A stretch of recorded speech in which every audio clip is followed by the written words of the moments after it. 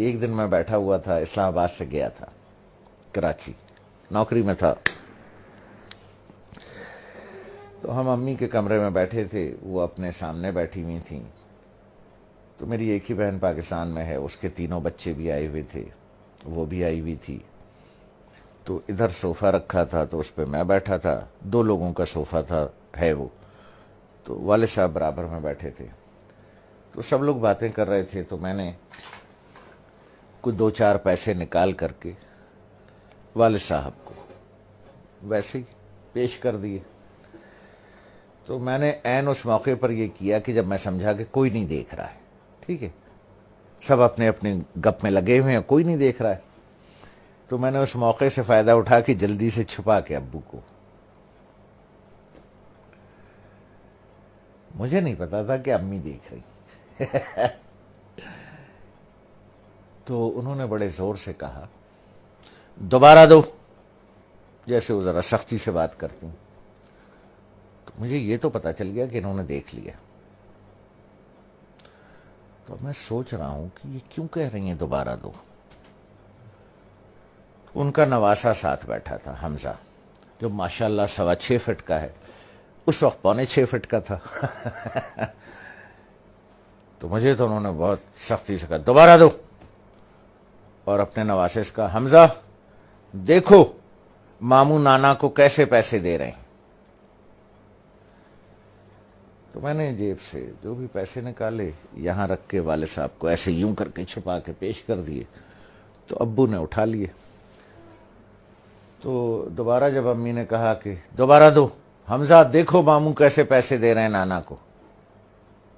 تو میں نے دوبارہ دے دیے، تو والدہ نے کہا کہ اب اسے بتاؤ کہ تم نے ایسے کیوں دیے۔ تو میں نے کہا دیکھو بھائی حمزہ میاں، یہ میرے والد صاحب ہیں، میں ساری عمر ان کے ہاتھ سے پیسے لیتا رہا ہوں، اب میں نے یوں نکال کے پیسے دوں گا تو میرے والد صاحب کا ہاتھ یوں ہوگا،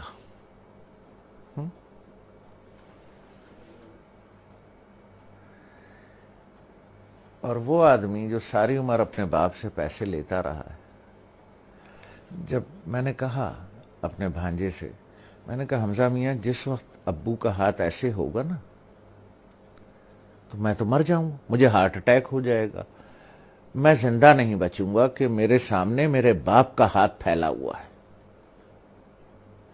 اس لیے بیٹا میں ایسے دیتا ہوں یہاں رکھ کے کہ والد صاحب یہاں سے اٹھا لیں، انہیں میرے سامنے ہاتھ نہ پھیلانا پڑے، جس طرح سے پرانے وقتوں میں بادشاہوں کو نظر اور نیاز دی جاتی تھی نا یوں کر کے، اور بادشاہ اگر قبول کر لے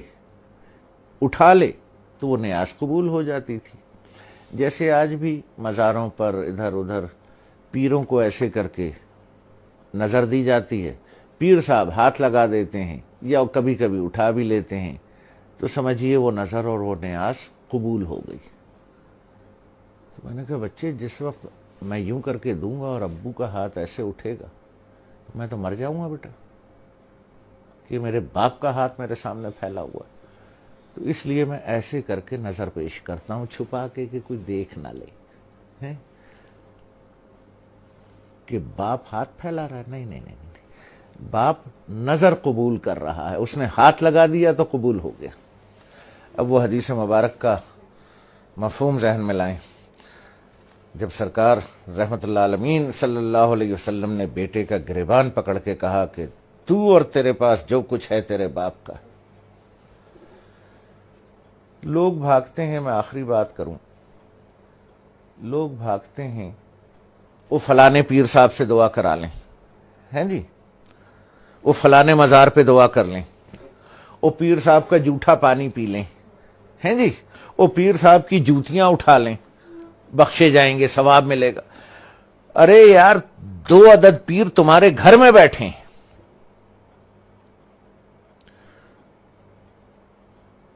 ایک عورت ایک مرد، 2 پیر تمہارے گھر میں بیٹھے ہیں یار، جا کے ان کی جوتیاں سیدھی کر، ان کا جھوٹا پانی پی، ان کے پیر دبا، پیر صاحب کے بجائے باپ کو نظر اور نیاز پیش کر،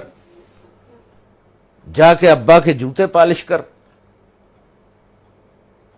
ماں کی چپلیں سیدھی کر کے رکھ۔